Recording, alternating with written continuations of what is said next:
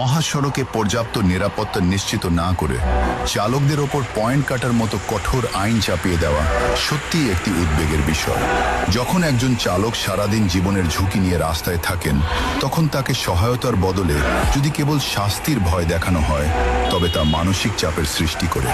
লাইসেন্সের পয়েন্ট কাটার এই সিস্টেমটি মূলত উন্নত দেশগুলোর আদলে করা হলেও আমাদের দেশের বাস্তবতায়, যেমন ত্রুটিপূর্ণ রাস্তা, যান্ত্রিক ত্রুটি বা ফিটনেসবিহীন গাড়ি, এটি প্রয়োগ করা চালকদের জন্য বেশ চ্যালেঞ্জিং। আইন হোক সংস্কারের জন্য, দমনের জন্য নয়। মহাসড়কে জীবনের নিরাপত্তা নেই, অথচ পয়েন্ট কাটার আইন আছে, এ যেন মরার ওপর খাড়ার ঘা। নিরাপদ সড়ক কোথায়? রাস্তার বাঁক, ভাঙাচোরা পথ আর অবৈধ দখলদারদের উচ্ছেদ না করে শুধু চালকের লাইসেন্সের ওপর কেন নজর দেওয়া হচ্ছে? ভুলের শাস্তি বনাম পরিবেশ। রাস্তার সাইন সিলগোন্নাল যখন অস্পষ্ট, তখন চালকের পয়েন্ট কাটা কি আদেশ যুক্তিসঙ্গত? হয়রানির ভয়। এই পয়েন্ট কাটার ক্ষমতা যদি অপব্যবহার করা হয়, তবে সাধারণ চালক কেবল পুলিশের হয়রানির শিকার হবেন।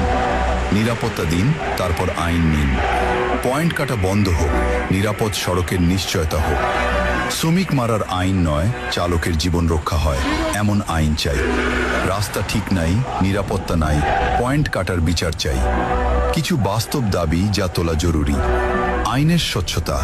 কোন অপরাধে কত পয়েন্ট কাটা হবে তা যেন সাধারণ ও অশিক্ষিত চালকরাও